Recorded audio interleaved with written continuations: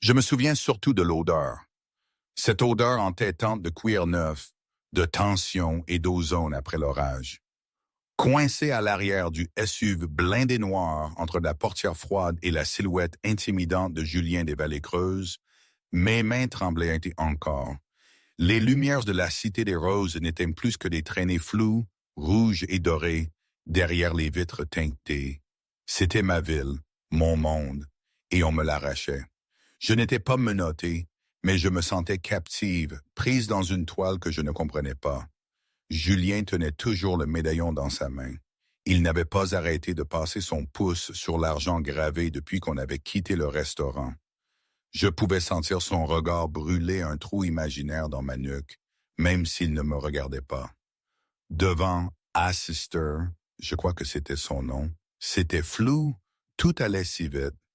Son conseiller parlait déjà au téléphone, à voix basse, urgente. Sécuriser le périmètre au manoir, préparer l'aile des invités. Non, l'aile sécurisée. Nous avons un témoin. Je ne suis pas une prisonnière, ai-je dit, ma voix trahissant un tremblement que je n'arrivais pas à cacher. J'ai serré mes bras autour de moi, le froid me transperçant dans ma fine tenue de serveuse. J'avais oublié mon gilet dans la cuisine. N'est-ce pas? A rétorqué Julien sans se tourner. Le son de sa voix était comme un roulement de tonnerre lointain. Vous détenez une propriété royale, la preuve d'une disparition qui a failli causer une guerre civile. Aux yeux du Haut Conseil, vous êtes soit une voleuse, soit une conspiratrice, soit une pièce à éliminer. J'ai fermé les yeux, une image floue de mon frère, Pierre, qui me souriait depuis la petite photo dans le médaillon. C'était mon seul trésor. Je l'aimais, ai-je répété, comme un bouclier, une vérité simple pour contrer la complexité de ce qu'il racontait. Il s'appelait Pierre. Il travaillait au garage de la 4e rue. Il avait de la graisse sous les ongles et il adorait les crêpes aux myrtilles. Il n'était pas un prince pour moi. Il était juste lui. Julien a tourné lentement la tête. Les lumières de la rue qui passaient éclairaient les traits saillants de son visage. Ses yeux gris tempête, toujours intenses, pesaient sur moi. Pierre détestait la mécanique. Il détestait la graisse. C'était un érudit, un poète. Les gens changent, ai-je osé, le défi sortant avant que je ne puisse le retenir. Pas à ce point, a rétorqué Julien, bien qu'une lueur de doute ait traversé ses yeux orageux. Pourquoi est-il parti? S'il jouait à la petite maison avec vous, pourquoi a-t-il disparu? Je ne sais pas, ai-je menti. Un petit mensonge, mais dangereux. Je savais quelque chose. Je me souvenais de la nuit où Pierre était parti. Le coup frénétique à ma porte, le sang sur sa chemise, la façon dont il avait pressé le médaillon dans ma main et m'avait dit de me cacher, de ne jamais prononcer son nom. Ils arrivent, Marie. Les ombres arrivent. Je ne pouvais pas dire ça à Julien. Pas encore. Pas quand il avait l'air de vouloir me briser le cou à la moindre fausse note. Vous mentez, a dit Julien calmement. Il s'est penché, envahissant mon espace personnel. Son odeur, bois fumé et ozone, était écrasante. Ça a déclenché quelque chose de dormant en moi, une attraction confuse que j'ai violemment repoussée. J'entends votre cœur, Marie. Il fait des bonds quand vous esquivez la vérité. J'ai peur, ai-je dévié. Vous m'avez enlevé. Je vous ai sauvé, a-t-il corrigé. Si Pierre vous a donné ce médaillon, alors ceux qui l'ont pris savent que vous l'avez. Vous êtes une cible depuis 3 ans et vous ne le saviez même pas. La voiture a ralenti, quittant la route principale pour une allée privée pavée de pierres sombres. Des grilles de fer forgé, hautes de 3 étages et surmontées de gargouilles, se sont ouvertes automatiquement. Nous entrions dans le domaine des Vallées-Creuses, une forteresse d'architecture gothique perchée sur les falaises surplombant la mer déchaînée. Au fur et à mesure que la voiture montait l'allée sinueuse, j'ai aperçu le corps de logis, une immense bâtisse de pierre sombre, éclairée par des projecteurs ambrés. Ça ressemblait moins à une maison qu'à un mausolée pour les vivants. Bienvenue au repère du loup, a murmuré assisté du siège avant, raccrochant son appel. Nous avons un problème, Julien. Qu'est-ce que c'est? Dame Sophie est ici. Sa voiture est dans l'allée. Julien a grogné, rejetant sa tête en arrière contre le siège. Renvoie-la. Elle a vu les nouvelles, monseigneur. Quelqu'un a diffusé l'incident du restaurant en direct. Elle sait que vous avez trouvé une fille avec le médaillon de pierre. Elle prétend... Assisté a fait une pause, me regardant avec pitié. Elle prétend que la fille doit être la maîtresse qui a attiré Pierre à sa perte. J'ai pâli. Je n'ai attiré personne. La voiture s'est arrêtée devant les immenses doubles portes. La pluie martelait le toit. Sophie hivernait, a murmuré Julien, ses yeux s'endurcissant. Ma promise et l'ancienne fiancée de Pierre.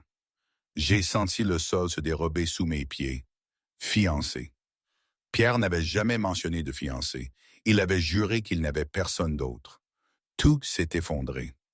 Le monde qu'il m'avait laissé était une série de mensonges, d'ombres mouvantes. Et maintenant, ce Julien, ce roi alpha, m'entraînait dans cette supercherie. C'était de la peur, oui, mais aussi une rage froide qui montait en moi. Pourquoi m'avoir mise dans cette situation? Écoutez-moi, a dit Julien, sa voix tombant à un murmure dur. Il s'est tourné vers moi, sa main agrippant mon menton pour me forcer à le regarder. Son contact était électrique, brûlant ma peau. À l'intérieur de cette maison se trouve une des vipères qui veulent vous déchirer pour atteindre la vérité. Sophie voudra votre tête, le conseil voudra vos souvenirs. Et vous? Ai-je chuchoté, fixant la tempête dans ses yeux. Que voulez-vous? Je veux mon frère, a dit Julien, me relâchant.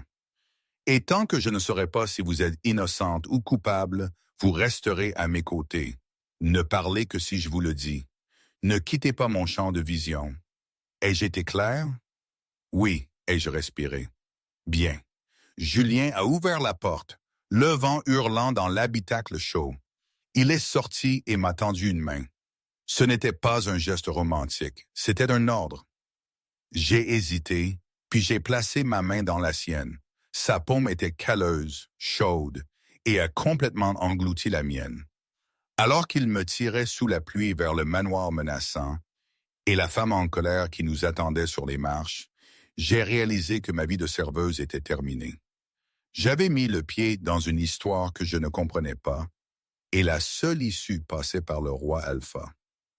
Moment, je dois m'arrêter là une seconde. Toute cette histoire, ce roi qui débarque et me kidnappe, cette fiancée oubliée, ce médaillon qui était la seule chose qui me rattachait à Pierre, c'était d'une absurdité totale. Je veux dire, vraiment, qui aurait cru ça? Si on m'avait raconté ça quelques semaines plus tôt, dans mon minuscule appartement avec mes factures impayées, j'aurais ri à m'en étouffer. Une histoire à dormir debout, inventée pour un roman bon marché. Mais là, c'était ma réalité. Et je me sentais tellement, tellement petite face à l'immensité de ce monde que j'ignorais. C'était comme si ma vie entière n'avait été qu'un prologue fade avant le vrai drame. Étais-je en colère? Terrifié? Les deux, probablement. Ou peut-être juste engourdi.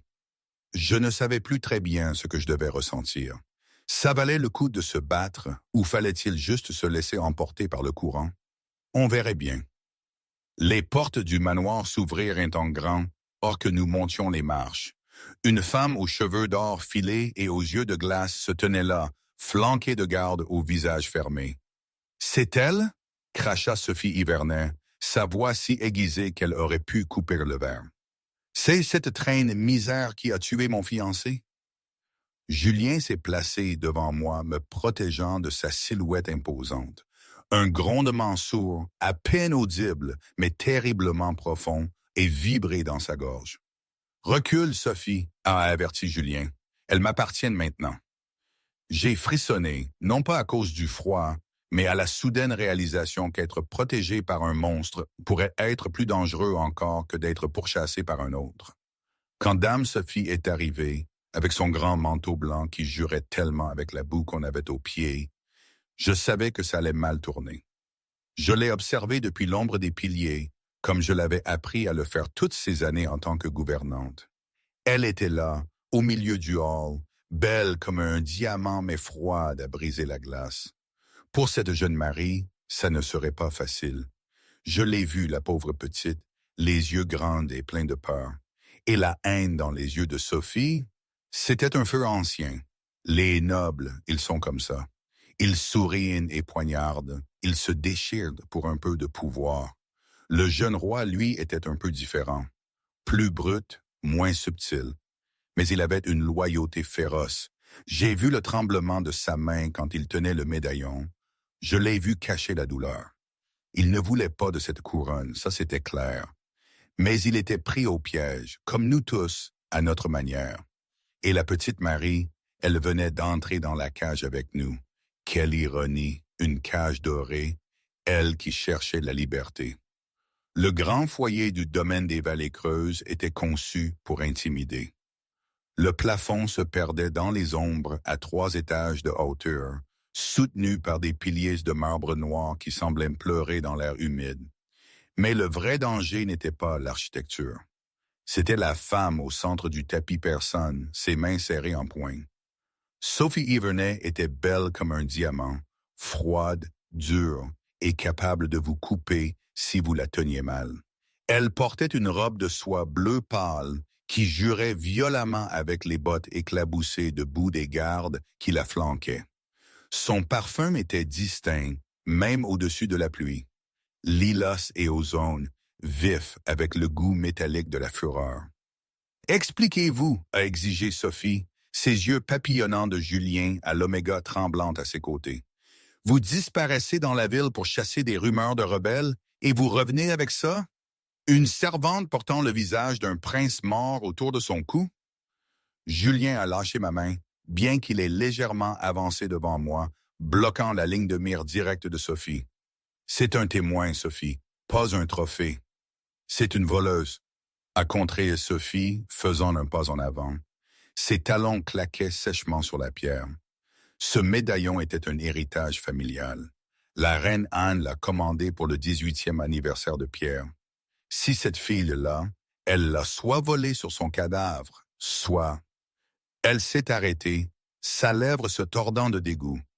Soit elle a séduit un garçon confus et l'a dépouillé pendant qu'il dormait. J'ai ressenti l'accusation comme une gifle physique. Je ne l'ai pas volé, ai-je dit. Ma voix tremblante mais audible. Il me l'a donné. Il a dit qu'il ne voulait plus en porter le poids. Le rire de Sophie était cassant. Le poids de l'argent? Oh, pauvre petite créature naïve. Ce n'était pas l'argent qui était lourd. C'était le blason. Elle a pointé un doigt manucuré vers moi. Donnez-le-moi. Non, la voix de Julien était grave. Un grognement d'avertissement qui a vibré à travers les planches du plancher. Le médaillon reste avec moi et la fille reste dans l'aile est. Les yeux de Sophie se sont écarquillés d'un véritable choc. L'aile est, c'est la suite royale. Vous mettriez une serveuse dans le même lit où dormait votre frère? C'est la pièce la plus sécurisée de la maison, a déclaré Julien, son visage un masque de granit. Les fenêtres sont renforcées. La seule clé est biocodée à mon empreinte digitale. Tant que je ne saurai pas qui a chassé Pierre, personne ne la touchera. Ni les assassins du Sud, et certainement pas vous. Un lourd silence est tombé sur le hall. Assisté, qui avait discrètement dirigé les domestiques pour porter les bagages, s'est éclairci la gorge nerveusement. Monseigneur, peut-être qu'une chambre d'amis dans les quartiers des domestiques serait plus appropriée pour les apparences? Je suis le roi. Julien a tourné son regard vers son conseiller, et pendant un instant, homme a semblé se flétrir. Je ne me soucie pas des apparences, je me soucie des résultats. Il s'est tourné vers moi. Allez avec Philomena, elle vous procurera des vêtements secs et de la nourriture. Des ombres sous le grand escalier, une silhouette a émergé. Je ne l'avais même pas remarqué là, preuve du talent de cette femme. Philomena Sombrève était la gouvernante, une femme d'âge indéterminé, aux cheveux gris acier tirés en un chignon sévère, et aux yeux qui semblaient avoir vu des empires s'élever et tomber. Elle se déplaçait avec la grâce silencieuse et prédatrice d'une vieille louve qui n'avait plus besoin d'aboyer pour commander le respect. « Venez, mon enfant, a dit Philomena, sa voix rauque comme des feuilles sèches qui crissent sur le pavé, avant de prendre la mort. » J'ai regardé Julien une dernière fois. Il ne me regardait pas. Il était engagé dans un duel de regards avec Sophie, une bataille silencieuse de volonté alpha. J'ai réalisé alors que je n'étais pas seulement une invitée. J'étais un pion sur un échiquier que je ne comprenais pas. J'ai suivi Philomena dans le grand escalier, sentant la haine de Sophie me brûler le dos. L'aile est était moins une suite qu'une forteresse drapée de velours. La pièce où Philomena m'a conduite était plus grande que mon appartement entier. Un lit à baldaquin dominait le centre, drapé de lourds rideaux d'émeraude. Un feu crépitait déjà dans la cheminée, projetant de longues ombres dansantes sur les murs tapissés de livres. La salle de bain est par là. Philomena a désigné une porte latérale. Il y a des vêtements dans l'armoire. Ils appartiennent à la sœur du roi qui vit à l'étranger. Ils devraient vous aller. « Merci, ai-je murmuré, serrant mes bras autour de moi. Est-ce que vous savez ce qu'ils vont me faire? » Philomena s'est arrêtée à la porte, sa main sur la poignée en laiton. Elle s'est tournée lentement, ses yeux sombres m'évaluant avec un mélange de pitié et de suspicion. « Ça dépend entièrement de ce que vous savez, » a dit Philomena doucement. Le roi aimait son frère férocement. Quand Pierre a disparu, Julien a remué le monde entier pour le retrouver. Il a brûlé des villages. Elle a brisé des alliances. Il est devenu le redoutable roi Alpha à cause de cette perte. Elle a fait un pas de plus, baissant la voix. « Si vous lui mentez, mon enfant, si vous avez joué un rôle dans la souffrance de ce garçon, Julien ne se contentera pas de vous tuer, il vous détruira. » J'ai avalé difficilement. Je l'aimais aussi, je l'appelais Pierre. Je ne savais pas que c'était un prince. Philomena a étudié mon visage pendant un long moment, cherchant le moindre signe de mensonge. Elle a dû trouver quelque chose de sincère parce que son expression s'est adoucie d'une fraction. « Alors priez que cet amour soit suffisant pour vous sauver, » a dit Philomena. « Parce que dans cette maison, les murs saignent et les fantômes ne dorment pas. » Elle est partie, la lourde porte s'est refermée, la serrure s'est enclenchée avec un cliquetis mécanique. J'étais seul. J'ai marché jusqu'à la fenêtre, la pluie martelait toujours le verre, brouillant le monde extérieur. J'ai appuyé ma main sur la vitre froide. Quelque part là-dehors, dans le noir, Pierre était soit mort, soit en fuite. Et pour la première fois en 3 ans, j'ai réalisé que je fuyais moi aussi, immobile, mais courant pour ma vie. Les heures se sont écoulées dans la nuit. J'avais pris une douche, frottant l'odeur du restaurant et de la ville de ma peau, la remplaçant par le savon au bois de synthol coûteux fourni dans la salle de bain en marbre. Je me suis habillé d'une simple robe de laine grise trouvée dans l'armoire. Elle était douce, chaude et me donnait l'allure d'un fantôme de l'aristocratie. Je n'arrivais pas à dormir. Le lit était trop moelleux, la pièce trop silencieuse. Chaque craquement de la vieille maison résonnait comme un pas. Je me suis assise près du feu, les genoux contre ma poitrine. J'ai fermé les yeux et essayé de me souvenir du visage de Pierre. Pas le prince du médaillon, mais mon Pierre.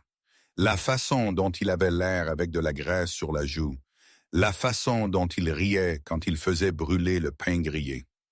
Parfois, quand je ne pouvais pas dormir dans mon petit studio, bien avant tout cela, je me perdais à rêver.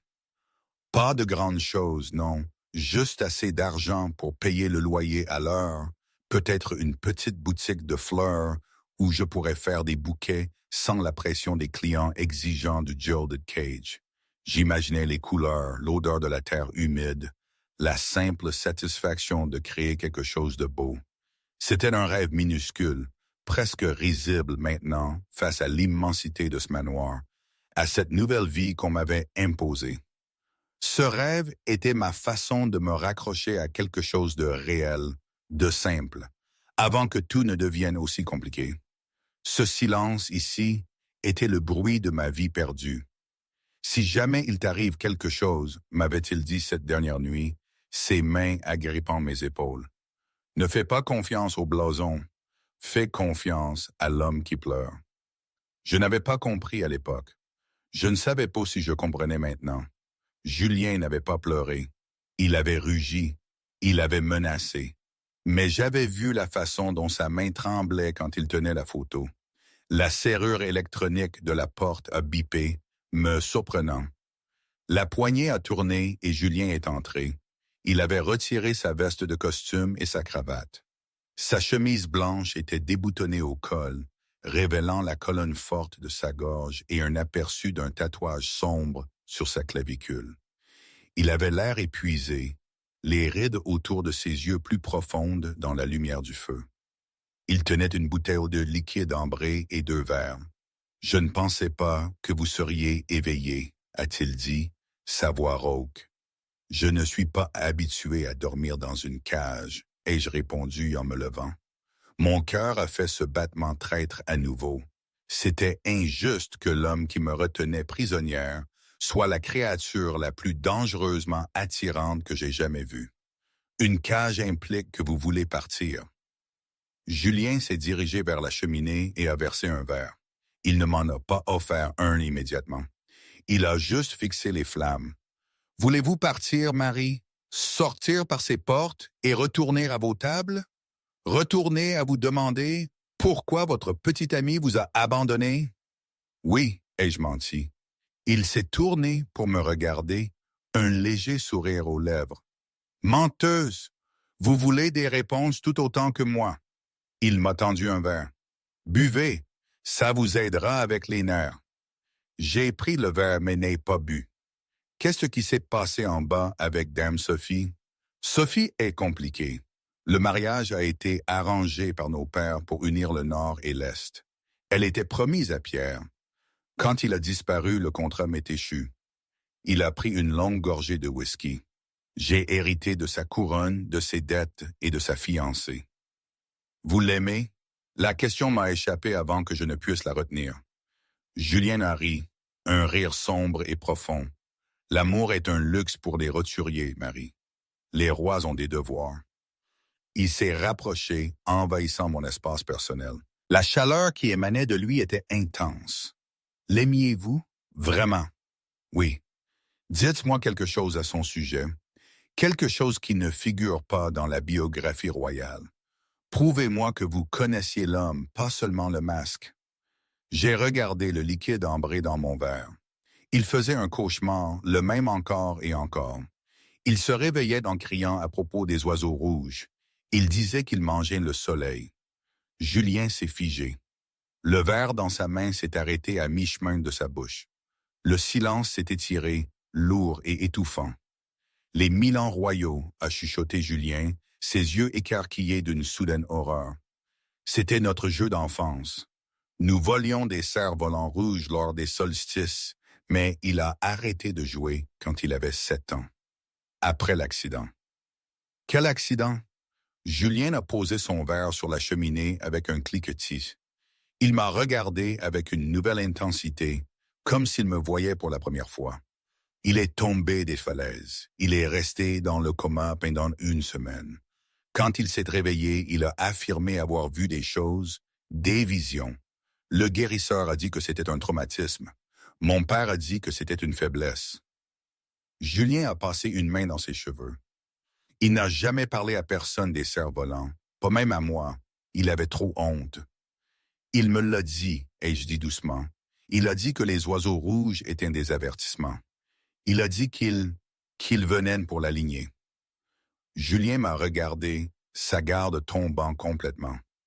À ce moment-là, il n'était pas un roi. Il était un frère en deuil. Il avait peur, a murmuré Julien. Il ne fuyait pas son devoir, il fuyait quelque chose qu'il avait vu. Il a tendu la main, ses doigts effleurant ma joue. Son contact était hésitant, doux. S'il vous a dit ça, il vous faisait plus confiance qu'à nous. L'air entre nous a changé. La peur dans ma poitrine a été remplacée par un autre type de tension, une attraction magnétique qui me tirait vers lui. Le pouce de Julien a effleuré ma lèvre inférieure. ses yeux s'assombrissant, ses pupilles se dilatant à mesure que ses instincts de loup remontaient à la surface. « Vous êtes dangereuse, Marie Rosar, a-t-il chuchoté. Vous me donnez envie de croire aux fantômes. Il s'est épanché, ma respiration s'est bloquée. Je ne me suis pas éloigné. J'étais hypnotisé par la tempête dans ses yeux. Soudain, la vitre a volé en éclats. Un projectile noir a sifflé dans l'air, ratant la tête de Julien de quelques centimètres et s'encastrant dans la cheminée en bois. Julien a bougé avec une vitesse surnaturelle. Dans un flou de mouvement, il m'a plaqué au sol, couvrant mon corps du sien alors qu'un second projectile brisait la lampe. La pièce a plongé dans l'obscurité. « Restez à terre !» a rugi Julien, sa voix se transformant en un commandement guttural d'un alpha en mode combat.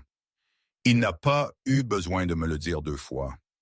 Je me suis pressé contre le tapis épais, mes mains couvrant ma tête. L'odeur d'ozone et de fourrure mouillée a rempli l'air. Julien se transformait ou était sur le point de le faire. Un autre fracas, cette fois la lourde porte en chêne, s'est brisée vers l'intérieur. Pas un assassin de la fenêtre, mais une brèche de l'intérieur de la maison. Des ombres se sont déversées dans la pièce. 3 silhouettes vêtues d'équipements tactiques, les visages masqués par des crânes de loups stylisés. Ils se déplaçaient avec une précision militaire, silencieux et mortel. Julien s'était lancé du sol. Il n'avait pas d'arme, mais il était une arme. Il a percuté le premier intrus. Le bruit d'os contre os était horriblement fort. Il a projeté l'homme à travers la pièce comme une poupée de chiffon, le fracassant contre la bibliothèque. « Attrapez la fille !» a sifflé l'un des intrus, d'une voix déformée et synthétisée. 2 d'entre eux ont fondu sur moi. J'ai reculé en rampant, donnant des coups de pied désespérés. Mon talon a rencontré un tibia, me faisant gagner 1 seconde. J'ai saisi le lourd tisonnier de la cheminée alors que l'intrus s'approchait de moi. J'ai frappé. La barre de fer a rencontré son bras, provoquant un grognement de douleur, mais il ne s'est pas arrêté. Il m'a attrapé les cheveux, me tirant la tête en arrière. « Non !» ai-je crié.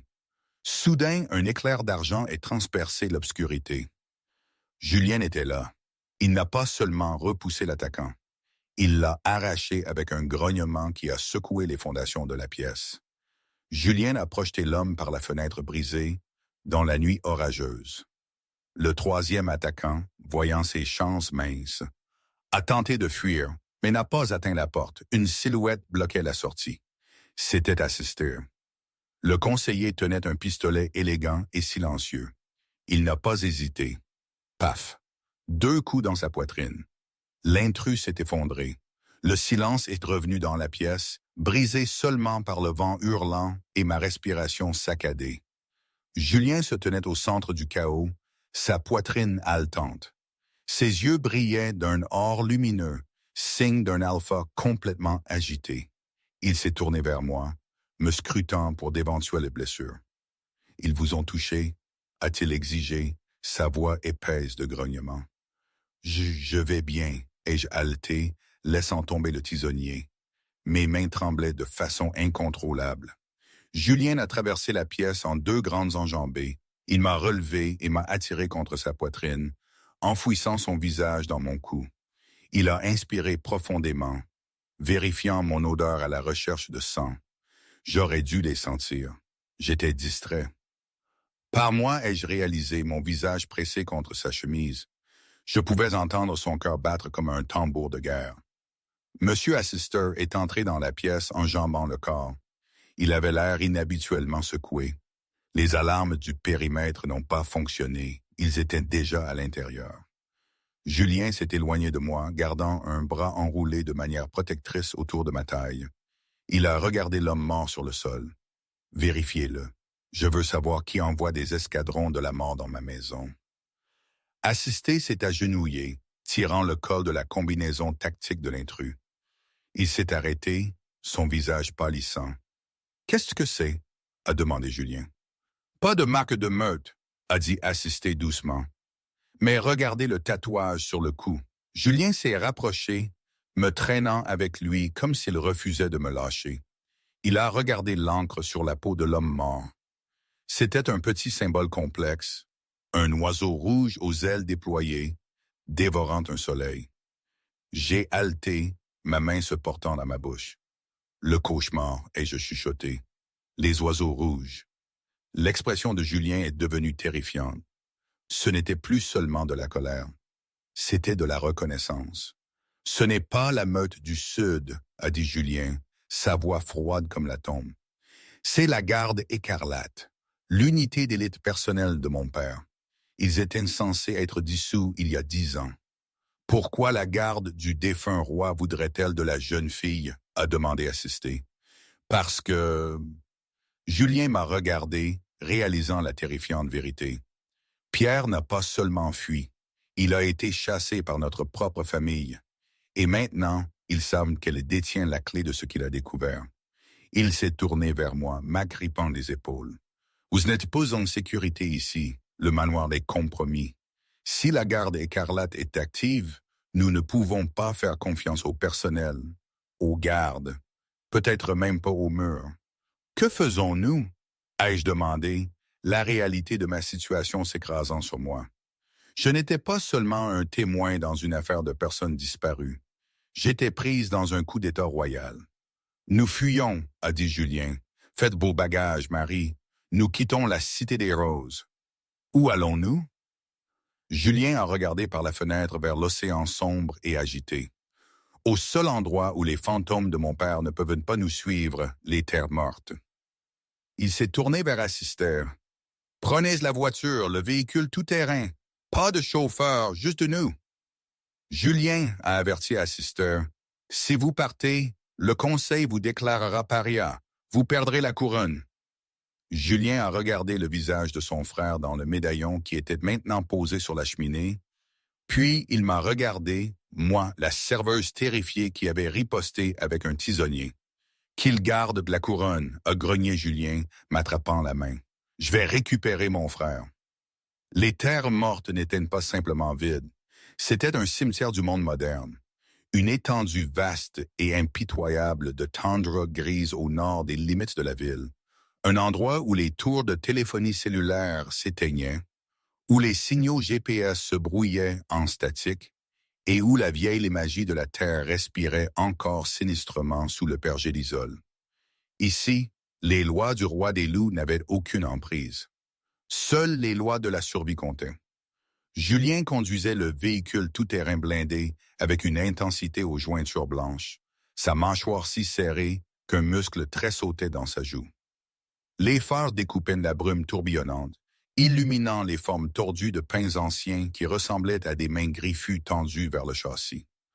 La suspension gémissait alors qu'il naviguait sur les restes cratérisés de ce qui était autrefois une autoroute. Je suis resté assise sur le siège passager, la carte topographique étalée sur mes genoux, bien qu'elle fût largement inutile ici. Le papier bruissait à chaque chaos, un son sec dans la tension humide de la cabine. J'ai regardé la désolation, ressentant une étrange parenté avec elle. Je m'étais senti si vide à l'intérieur depuis le départ de Pierre. À l'arrière, Assister nettoyait son pistolet avec une précision méthodique et rythmée. Clic, glissade, clac. Le son était irritant, mais c'était la seule chose qui nous ancrait à la réalité. Nous roulons depuis 6 heures, ai-je chuchoté, brisant le lourd silence. Ma voix a semblé trop forte dans l'espace confiné. Est-ce que nous sommes même prêts? La carte dit qu'il devrait y avoir une crête ici, mais tout ce que je vois, c'est du brouillard. La carte date d'avant le changement, a marmonné Julien, ses yeux ne quittant jamais la route de terre-traître. La terre change ici. Elle se souvient. Il a changé de vitesse, le moteur rugissant de protestation. Pierre aimait les hauteurs. Il y a une ancienne tour de guet sur la crête nord, construite par la première meute. S'il voulait voir les ennemis arriver ou s'il voulait être près du ciel, il serait là. Où il est parti et suggéré assister doucement, interrompant sa maintenance. Il a regardé l'arrière de la tête de Julien avec un mélange de loyauté et de pitié. Julien, ça fait 3 ans. Les éléments ici, les meutes de parias, les ours sauvages. La survie est statistiquement peu probable. Il est vivant, a claqué Julien, le grognement dans sa voix faisant vibrer légèrement les fenêtres. Le médaillon le prouve. Il l'a donné parce qu'il savait qu'il était chassé, pas parce qu'il mourait. Pierre ne se rend pas. Il endure. La voiture a heurté une ornière profonde, nous secouant violemment vers la gauche. J'ai haleté alors que ma tête heurtait presque la fenêtre. La main de Julien s'est tendue instantanément pour me stabiliser, sa paume chaude et lourde contre mon épaule. C'était un réflexe plus rapide que la pensée. Pendant une fraction de seconde, le roi Alpha n'était pas un guerrier ou un souverain. Il était juste un homme essayant d'empêcher quelque chose de fragile de se briser. Il n'a pas retiré sa main immédiatement. « Pourquoi vous souciez-vous autant ?» ai-je demandé doucement, regardant son profil. Le nez aiguisé, le front lourd, les lèvres qui souriaient rarement. « Tout le monde dit que vous êtes l'impitoyable, le monstre qui a pris le trône et a régné d'une main de fer. Ils disent que vous avez tué vos propres émotions pour y parvenir. » Julien a resserré sa prise sur le volant, retirant finalement sa main de mon épaule. Ils m'appellent un monstre parce que c'est plus facile que d'admettre que le monde en a besoin. Mon père était un tyran, Marie. Il croyait que le pouvoir était un marteau, quelque chose pour écraser la dissidence. Je l'ai vu briser des gens. Il a fait d'une pause, ses yeux s'assombrissant. Pierre croyait que le pouvoir était une lumière. Il était censé être le roi qui nous guérirait. C'était le poète, le rêveur. Je ne suis que le chien de garde, gardant son siège au chaud, mordant quiconque s'approche trop. Je l'ai regardé, vraiment regardé, dépouillant les rumeurs et la peur. J'ai vu l'épuisement gravé sur ses traits, le fardeau d'une couronne qu'il n'avait jamais voulu, et un frère qu'il ne pouvait pas sauver. Vous n'êtes pas un chien de garde, ai-je dit, ma voix ferme coupant à travers son dégoût de soi.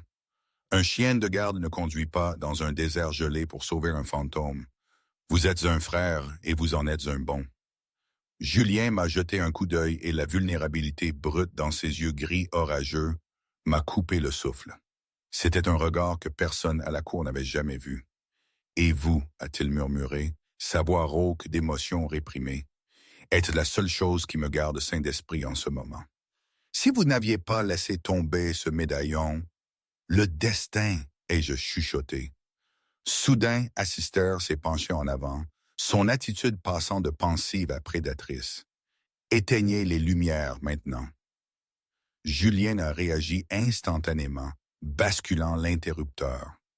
Le monde a plongé dans une obscurité absolue et suffocante, à l'exception du pâle et maladif clair de lune se reflétant sur les congères.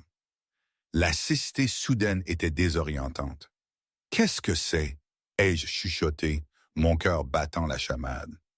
Devant, assistait à pointer du doigt à travers le pare-brise, au-delà des essuie-glaces sur la crête, à 2 heures. J'ai plissé les yeux. Là, au milieu de la silhouette déchiquetée des ruines, il y avait une lueur, minuscule, orange, pas une étoile, un feu. Il s'approchait à pied, laissant le véhicule caché derrière un groupe de rochers. Le vent était une force physique ici, mordant à travers leurs manteaux épais et picotant leurs yeux. La tour de guet se profilait devant, une ruine de pierre noire et de fer rouillé perchée dangereusement au bord d'une falaise abrupte, surplombant l'océan glacial et agité. Elle ressemblait à une dent cassée dans la gueule de la montagne. Le feu était petit, caché profondément dans l'alcôve en pierre de la bâtisse, à l'abri du vent, mais visible si on savait où chercher. Julien a pris la tête, son mouvement silencieux malgré sa taille. Il se déplaçait comme une ombre, testant chaque pas pour trouver des roches meubles. Il m'a fait signe de rester derrière Assister, mais j'ai secoué la tête, me plaçant à ses côtés. J'étais venu jusqu'ici. Je ne resterai pas dans l'ombre pendant qu'ils marchaient vers un danger potentiel. Ils ont atteint l'entrée de l'alcôve. Julien a inspiré profondément, ses narines s'évasant alors qu'il triait les odeurs de pain, de sel et de cendre. « C'est lui », a-t-il soufflé, la tension quittant ses épaules. C'est du cèdre et de l'encre ancienne, l'odeur de la bibliothèque. Il est entré dans la lumière vacillante du feu. Pierre, la silhouette près du feu s'est figée. Il était recroquevillé sur un lapin grillé, enveloppé dans des couches de fourrure déchirées et de cuir récupéré. Ses cheveux étaient longs et emmêlés, une barbe masquant la mâchoire enfantine dont je me souvenais si vivement. Mais quand il s'est tourné, les yeux étaient les mêmes, gentils, intelligents et actuellement écarquillés de choc. La brochette en bois est tombée de sa main dans le feu. « Jules !» a croassé l'homme, sa voix inaccoutumée à parler, rugueuse comme des pierres qui s'entrechoquent. Julien n'a pas parlé. Il ne pouvait pas. Il a traversé la distance en un flou de mouvement et a tiré son frère vers lui, le serrant dans une étreinte qui semblait douloureuse par son intensité. Pendant un long moment, les deux loups les plus puissants du Nord se sont juste tenus, les années de séparation, le chagrin et la colère fondant dans la chaleur du feu. Quand ils se sont finalement séparés, Julien a gardé ses mains sur les épaules de Pierre comme pour s'assurer qu'il était réel. Pierre a regardé par-dessus l'épaule de Julien, clignant des yeux contre la lumière.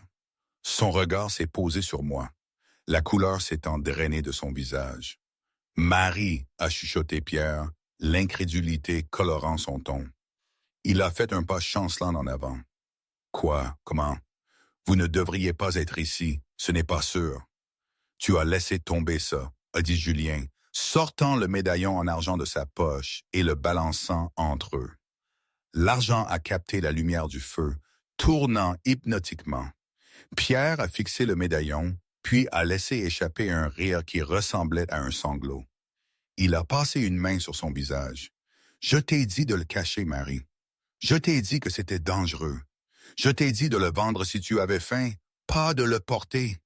Tu ne m'as pas dit que tu étais un prince. » ai-je crié. « Ah, maman, tu n'as ni... » m'avançant et le poussant fort dans la poitrine. Des larmes coulèrent sur mes joues gelées. Tu m'as laissé croire que tu étais un mécanicien nommé Pierre. Je t'ai pleuré. Je t'ai cru mort dans un fossé quelque part à cause d'une dette de jeu ou d'un vol. As-tu la moindre idée de ce que ça m'a fait? Je devais te protéger, a argumenté Pierre, l'air honteux. Il a tendu la main vers moi, mais s'est arrêté, conscient de sa saleté et de ma colère. Les oiseaux rouges, ce ne sont pas juste les gardes de père, Julien. Ils sont compromis. Nous savons, a dit Julien d'un ton sombre. Nous avons été attaqués au manoir. Des assassins dans la suite royale. Non, vous ne comprenez pas. Pierre a attrapé le bras de Julien, sa prise désespérée. Ils ne travaillent pas pour une faction de Périas. Ils travaillent pour le Conseil, le Haut Conseil des Anciens. Ils ont décidé que notre lignée était trop instable. Mes visions, votre agressivité. Ils veulent anéantir la maison des vallées creuses entièrement. Ils veulent mettre fin à la monarchie et installer un régime fantoche qu'ils peuvent contrôler. Sophie, a réalisé Julien, son sang se glaçant. Elle est au conseil d'administration du conseil. Son père dirige le trésor. Elle est l'architecte, a confirmé Pierre. Elle ne voulait pas m'épouser et elle ne veut certainement pas t'épouser. Elle veut être la reine veuve. Elle a besoin que nous soyons morts toutes les deux pour réclamer la régence. Elle me chasse depuis 3 ans, Julien. Chaque fois que je m'installais, les oiseaux rouges me trouvaient. C'est pourquoi je suis venu ici. Les terres mortes ont brouillé leurs traqueurs.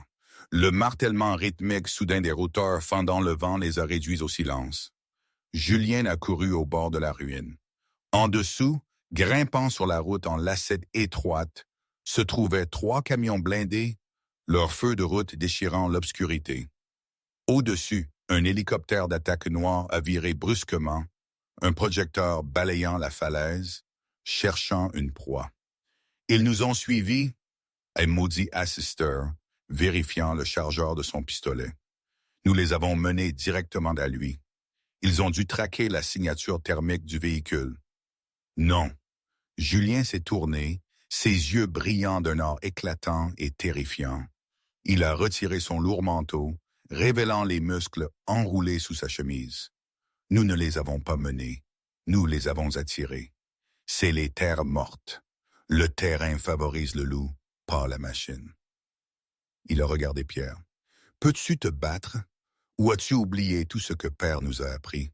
Pierre a tendu la main derrière un tas de gravats et a ramassé une lance improvisée, une tige d'acier affûtée à la pointe d'une aiguille et garnie d'obsidienne dentelée. Il a souri, et pour la première fois le mécanicien a disparu et le roi est apparu.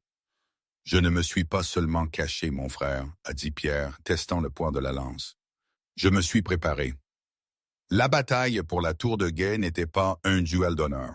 C'était une bagarre pour la survie dans le cœur du monde. L'hélicoptère est descendu, planant dangereusement près des ruines. Le courant descendant a soulevé des nuages aveuglants de neige et de glace, transformant le champ de bataille en un vortex blanc. Des cordes sont tombées et des silhouettes en équipement tactique. La garde écarlate d'élite est descendue en rappel, atterrissant avec des bruits sourds sur les vieilles pierres. « À l'intérieur !» a rugi Julien par-dessus le rugissement des moteurs, me poussant vers l'abri de pierre de la base de la tour. « Je ne te quitte pas !» ai-je crié en retour, le vent me fouettant les cheveux. « Tu ne pars pas !» a grogné Julien, m'attrapant le poignet et pressant le couteau de combat de rechange d'assisté dans ma paume. « Tu gardes l'arrière. Si quelqu'un nous dépasse, tu le fais saigner. Peux-tu faire ça? » J'ai serré la poignée en acier froid. J'ai pensé au plateau de serveuse, aux clients impolis, au sentiment d'être invisible, à la peur qui avait régné sur ma vie pendant 3 ans. J'ai regardé l'homme que j'aimais. Oui, j'ai réalisé avec un choc, j'aimais. Et l'ami que j'avais perdu. Oui, ai-je dit, ma voix calme. Julien s'est tourné vers la vague d'assaillants.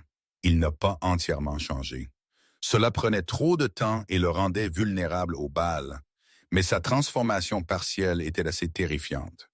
Ses griffes se sont allongées en crochets d'obsidienne, ses crocs sont descendus et son rugissement a secoué la neige des arbres. Il a rencontré la première vague de garde avec la force d'un train de marchandises. C'était le chaos. Julien était un tourbillon de violence, se déplaçant avec une brutalité impressionnante. Il a déchiré le kevlar et le rembourrage tactique comme si c'était du papier. Il ne se battait pas comme un homme, il se battait comme une force de la nature. Pierre se battait différemment. Il était plus rapide, plus léger. Il utilisait le terrain, sautant des murs en ruine, faisant trébucher les ennemis dans les crevasses, utilisant sa lance avec une précision mortelle pour percer les interstices de l'armure. Assisté a fourni un tir de couverture derrière un pilier, ses coups de feu résonnant comme un coup de tonnerre, abattant tout garde qui tentait de flanquer les frères. Mais il y en avait trop. Pour chaque garde qui tombait, 2 autres semblaient descendre du ciel ou grimper la crête. Sophie Havernet est sortie du camion de tête à la base de la ruine. Elle n'était pas vêtue pour la guerre. Elle était vêtue pour un couronnement, dans un manteau de fourrure blanc qui ressortait durement contre la roche grise. Elle tenait un mégaphone d'une main et un lourd revolver de l'autre. « Abandonne, Julien !» Sa voix amplifiée par le vent, stridente et impérieuse. « L'ère des bêtes des vallées creuses est terminée. Livre la fille et l'exilé, et je te laisserai vivre dans une cage. Je te laisserai même garder tes crocs. »« Je préfère la vue d'ici !» a crié Julien en retour. Il a arraché un bouclier anti-émeute des mains d'un garde et l'a utilisé pour projeter un autre attaquant du haut de la falaise. Soudain, un craquement distinct a retenti, plus aigu que les autres. Pierre s'est effondré. « Non !» ai-je crié, abandonnant mon poste. J'ai glissé sur la glace, atteignant Pierre juste au moment où Julien engageait le tireur, lui arrachant le fusil des mains. Je suis tombé à genoux à côté de Pierre. Il serrait son épaule, du sang sombre suintant à travers les fourrures, tachant la neige de cramoisi. « Je vais bien », a haleté Pierre, son visage pâle. La sueur perlait sur son front malgré le froid glacial. Juste un coup à l'épaule. Manquer l'artère. Mais la ligne se brisait. Les gardes se rapprochaient, sentant la faiblesse. Julien était entouré de 6 hommes, saignant d'une 12aine de coupures superficielles. Assisté était à court de munitions, se résolvant à utiliser son arme vide comme un gourdin. J'ai vu Sophie monter le chemin, flanquée de sa garde personnelle. Un sourire cruel et victorieux jouait sur ses lèvres. Elle a levé le revolver. Elle venait finir le travail elle-même. J'ai regardé le médaillon toujours accroché au cou de Pierre. Il l'avait remis dans le chaos. L'argent scintillait. Fais confiance à l'homme qui pleure. J'ai regardé Julien. Il se battait comme un démon, mais ses yeux ne cessaient de me regarder. Il était terrifié. Non pas pour lui-même, mais pour moi. Il se préparait à mourir pour nous acheter quelques secondes. Et puis j'ai réalisé quelque chose. Les terres mortes n'étaient pas seulement des rochers. C'était de la vieille magie. La légende disait que la terre réagissait au sang d'un vrai roi. Mais la terre était aussi glace et physique. J'ai attrapé la main de Pierre. « Tes visions !» ai-je crié par-dessus les coups de feu. « Tu disais que tu voyais les oiseaux manger le soleil. Qu'est-ce qui a tué les oiseaux? »« La tempête !» a crié Pierre en retour, ses yeux troubles de douleur. « Une tempête d'argent. » Je me suis levé. Je n'étais pas une louve. Je n'étais pas une soldate. J'étais une oméga, le ciment qui tenait les meutes ensemble. J'ai plongé la main dans ma poche et j'ai sorti le pistolet à fusée de détresse que j'avais pris dans le kit de survie de la voiture. Je n'ai pas visé les gardes. Je n'ai pas visé l'hélicoptère. J'ai visé la congère surplombante au-dessus de la tour. Cette étagère de glace et de neige massive et précaire retenant le poids de haut de la montagne. « Julien !» ai-je crié avec chaque once d'air dans mes poumons. « À terre !» Julien n'a pas mis en doute. Il n'a pas hésité. Il a attrapé Assister par le col et a plongé vers Pierre et moi, nous couvrant tous de son corps massif, s'enroulant autour de nous comme un bouclier. J'ai appuyé sur la gâchette. La fusée rouge a sifflé dans la neige, brûlant chaud et vif. Un grondement a retenti, doux au début, comme un craquement, puis rugissant comme un dragon qui s'éveille. L'avalanche n'est pas simplement tombée, elle s'est écrasée. Des milliers de tonnes de neige blanche, de glace et de rochers y ont dévalé la falaise. Elle a emporté les gardes. Elle a écrasé les camions blindés. Elle a rattrapé Sophie Ivernay en plein mouvement. Son cri a été coupé net, alors que la montagne engloutissait la conspiration.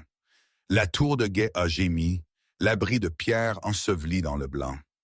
Les ténèbres nous ont envahis. 3 mois plus tard, la cité des Roses avait changé. L'atmosphère du Gilded Cage, ce restaurant de luxe, était sous une nouvelle direction. Les cordes de velours avaient disparu, l'éclairage était plus doux et l'enseigne affichait désormais le médaillon d'argent. C'était devenu un endroit plus accessible, moins froid. Un endroit où les rêves pouvaient peut-être se cacher au lieu de mourir. Je me tenais sur le balcon du domaine des Vallées Creuses, regardant l'océan. L'air était vif, sentant le sel, les roses en fleurs et la liberté. Je portais une robe de cramoisi profond, ne me cachant plus en arrière-plan. « Tu penses aux pots de pourboire ?» a grondé une voix grave derrière moi. Julien est sorti sur le balcon. Il était simplement vêtu d'une chemise de lin et d'un pantalon sombre, paraissant des années plus jeune que l'homme qui était entré dans le restaurant cette nuit pluvieuse. Il a passé ses bras autour de ma taille, me tirant contre sa poitrine. Il guérissait bien, bien que les cicatrices sur ses bras demeuraient des insignes d'honneur. Je pense à quel point je détestais cet uniforme, et je ris, me penchant contre sa chaleur. Et comment je n'ai jamais eu ma dernière paye. Je pense que nous pouvons couvrir ça, a murmuré Julien, posant son menton sur ma tête. Pierre va bien. Le conseil est terrifié par lui. Il s'avère qu'un roi qui survit aux terres mortes et revient avec des visions est considéré comme divin par le peuple. Il l'appelle le roi prophète. Il est déjà en train de réécrire les lois. Et toi, ai-je demandé, me tournant dans ses bras pour lui faire face. Comment t'appelle-t-il? Julien a souri, un vrai sourire, sans défense, qui atteignait ses yeux gris et plissait les coins. Retraité, pour la plupart. Il m'appelle le bouclier du roi. Il a fouillé sa poche et en a sorti le médaillon. Il l'avait fait réparer par les meilleurs orfèvres de la ville. Il l'a ouvert. La photo à l'intérieur n'était plus seulement celle de Pierre. C'était une nouvelle photo. Moi riant en pleine phrase, avec Julien me regardant comme si j'étais la seule étoile dans le ciel. Je n'ai jamais voulu la couronne, Marie. Je voulais juste protéger ma meute. Et j'ai trouvé ma meute. Il a attaché le médaillon autour de mon cou, ses doigts s'attardant sur ma peau. C'est toi. Ça a toujours été toi. Je l'ai embrassé et ça a été comme la première bouffée de printemps après un long et rude hiver. Ça avait le goût du whisky, de la pluie et d'une promesse tenue. Certaines serveuses ont un pourboire, ai-je chuchoté contre ses lèvres. J'ai eu un royaume. Non, a corrigé Julien, me tirant plus près jusqu'à ce qu'il n'y ait plus d'espace entre nous. Tu as eu le loup. Et aujourd'hui, je ne sais toujours pas vraiment. Chaque jour est une découverte, un équilibre fragile entre le passé et ce présent que je n'aurais jamais imaginé. Le passé est une ombre longue et l'avenir est un territoire inconnu où l'amour et le danger dansent toujours, inséparables. Pierre est le roi prophète, Julien le bouclier, et moi je suis moi, Marie. Plus une serveuse, plus une fugitive, mais toujours en train d'apprendre. C'est ma vie, après tout, avec toutes ses nuances, ses incertitudes, et je ne la changerai pas.